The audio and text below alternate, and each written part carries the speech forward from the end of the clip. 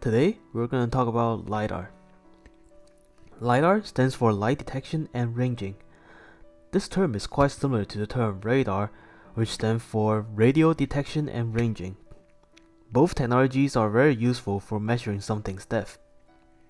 The difference is that LiDAR measures height using light waves, and radar uses radio waves to measure the distance of things. This is also similar to ships that use sonar to measure the depth of things. So how does the LiDAR work? One of the most common LiDAR system is the airborne LiDAR system. An airborne LiDAR system composed of 4 units. It's made out of course, the LiDAR unit itself, a global positioning system and GPS, which to help us measure the LiDAR's position and where it's moving, an inertial measurement unit, the IMU, and lastly, a computer. In the LiDAR unit, light pulse will be sent out and its return will be captured by a sensor. In here, we're going to define 2 terms. One is pulse, the other is return. A pulse simply refers to bursts of light energy that is sent out by the LiDAR. Return stands for the reflected light energy that's been recorded by the LiDAR system. The wavelength of pulse is ultraviolet, visible light, and near infrared. So the wavelength of a LiDAR is much shorter than radar's radio wave. An airborne LiDAR unit uses green light or near infrared because these lights bounce off from vegetation easily. The GPS system tracks the XY location and the altitude of the LiDAR system, or rather the plane because it's airborne. GPS system allows us to figure out where the LiDAR reflections are coming from the ground.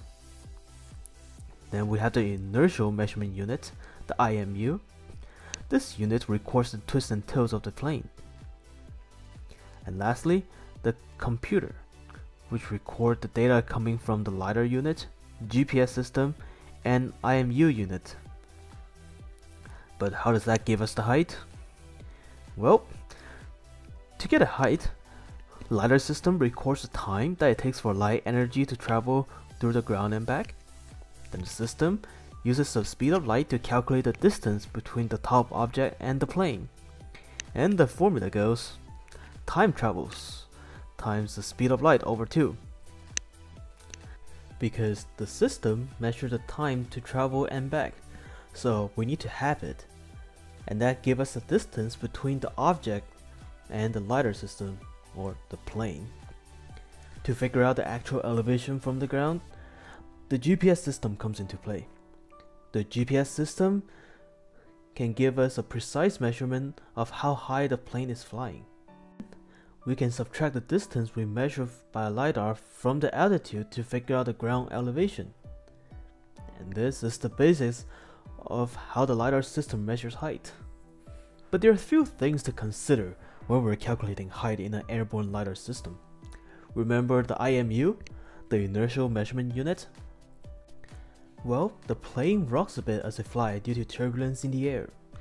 These movements are recorded by the IMU, so they can be accounted for when height values are calculated for each LiDAR return. Also, an airborne LiDAR system scans the Earth from side to side to cover a larger area on the ground when flying. So inevitably, some light pulses travel vertically to the plane and the ground. To be fancy, we call it directly at nadir. But most travel from an angle. We call it off nadir. The system needs accounted for the pulse angle when it comes to calculation. To recap, LiDAR system sends out pulses of light energy to the ground using a laser, then record time it takes for the pulse to travel to the ground and back. Distance between the plane and the object it hits then can be calculated. The system uses the plane's altitude, tilt, and angle the pulse to calculate the ground elevation. All of these information will be recorded on a computer mounted on the plane. There's another component which makes LiDAR system very powerful.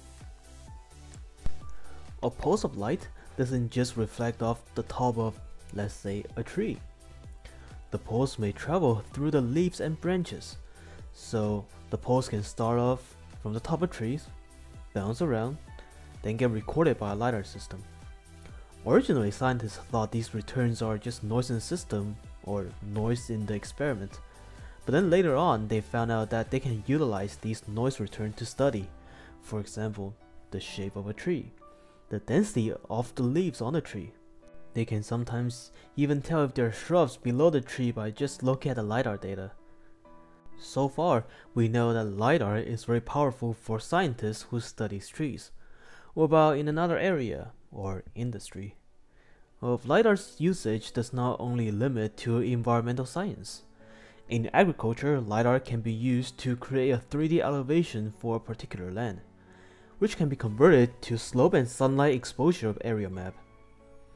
This information can identify which part of the area requires more water or fertilizer. This helps farmers to save costs on their labor, time, and money. Another area where LiDAR excels at is archaeology and building construction.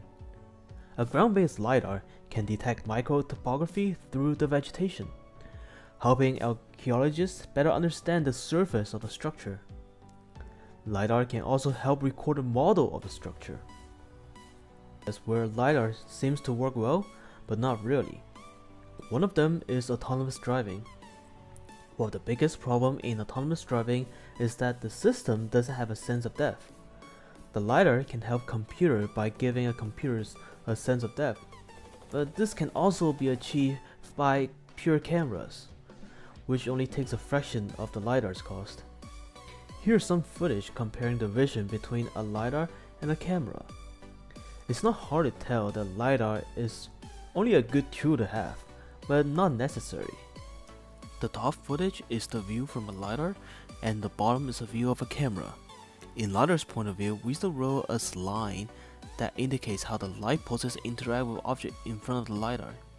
Persons, car, and other objects pass in front of the LiDAR camera will be stacked with lines, indicating their position of it.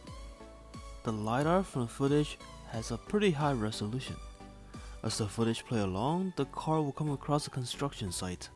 The words on the sign is clearly showing the LiDAR view. Here comes the construction site. As the car do the U-turn, we can identify the word on the sign from the LiDAR view. In autonomous driving, the depth of sight is not the utmost important part. Artificial intelligence is. So we won't see LiDAR doing an amazing job in this area, since entrepreneurs have found a less expensive way doing it without using the LiDAR. However, in areas where precision measurings are required, LiDAR would do an amazing job at it.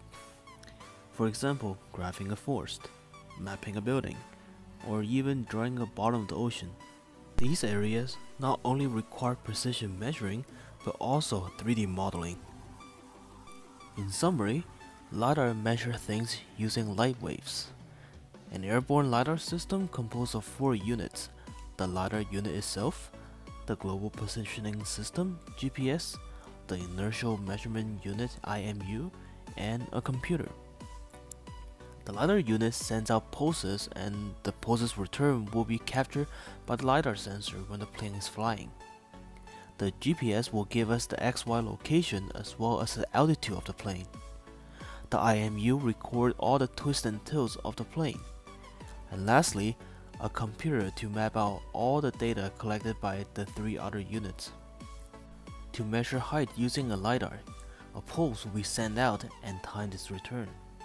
The system will calculate the distance using the speed of light times time over 2. To find the ground elevation, simply subtract the distance we measure from the altitude provided by the GPS. Also, don't forget to include the angle which the pulses are sent when they are off LiDAR. LiDAR is very useful in environmental science, agriculture, archaeologists, and building constructions. But in autonomous driving, LiDAR doesn't seem to work as well. Like the video and subscribe to my channel. Don't forget the bell notification for future content like this one. Actually no, don't subscribe to my channel. This is a school project. I don't think I'm gonna do any video like this in the future. Hope you guys learned something today. Peace.